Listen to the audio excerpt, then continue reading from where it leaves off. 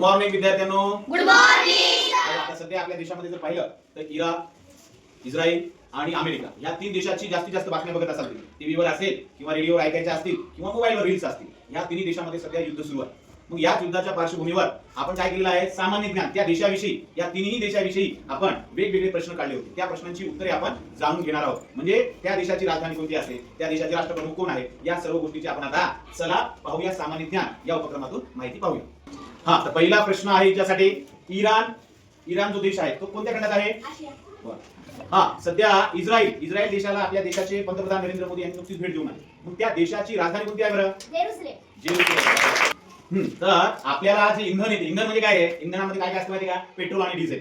अत्यंत महत्त्वाचं. गाडीमध्ये पेट्रोल नसेल, डिझेल नसेल तर गाडी चालेल का? चालणार नाही. मग ते जे डिझेल आहे ना, ते आपल्याला एका देशातून मिळते, इराण. कुठून मिळते? इराण या देशातून मिळते. मग या इराणची राजधानी कोणती आहे बेटा? तेहरान.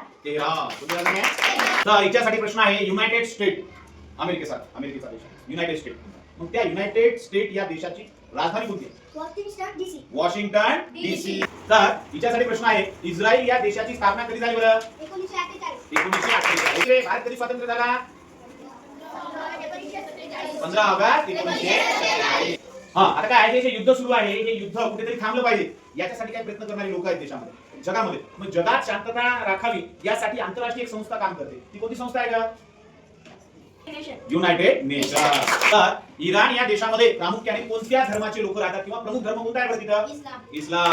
तर याच्यासाठी वेगळा प्रश्न आहे थोडासा. कारण काय, आपल्या भारतामध्ये आपलं चलन आहे रुपया. आपण काय करतो? रुपया देतो खर्च करायचा असला तर. मग मी सिंगापूरला गेलो होतो तर तिथं काय होतं? चलन डॉलर होतं. मग आपण आता हिला प्रश्न विचारूया, इस्रायल या देशाचे चलन कोणते आहे का? जगावर सगळ्यात जास्त जगामध्ये बलशाली असणारा देश म्हणजे अमेरिका. कोणता? अमेरिका आहे. मग अमेरिका कोणत्या खंडात येतो बेटा? उत्तर अमेरिका. इराणचे सर्वोच्च नेते हे कोणत्या पदाला म्हणतात बरं तिथं? Supreme leader.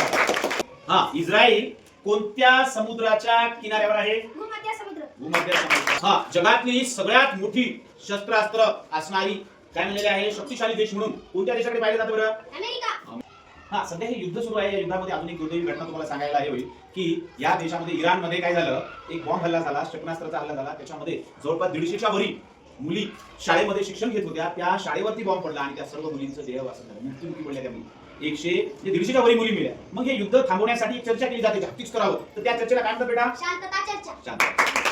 चलन. आता इराणचे चलन कोणते आहे? इराणी रियाल. तर जगातील शांतता राखण्यासाठी काम करणारी सुरक्षा परिषद कोणत्या संस्थेला म्हणतात? United national security council. हा, युनायटेड नेशनल. प्रश्न आहे, इराण या देशाची जे इराणचे लोक एकमेकांशी संवाद साधतात ती कोणती भाषा आहे? पर्शियन. आपण आता इस्रायल या देशाची भाषा बघूया, कारण आपण इराणची भाषा पाहिली. आता इस्रायलची भाषा कोणती आहे बेटा?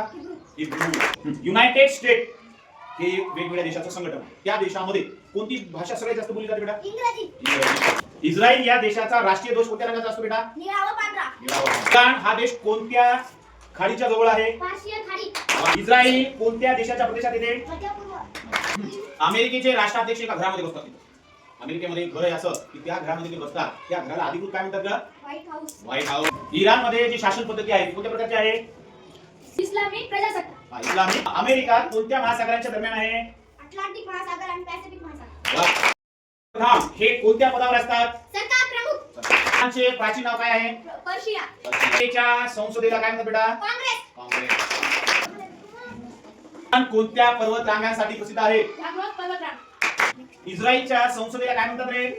नेस्टेट. आता याच्यासाठी एक शेवटचा प्रश्न आहे, इस्रायल मध्ये प्रसिद्ध धार्मिक शहर कोणते? जेरुसलेम. जेरुसलेम.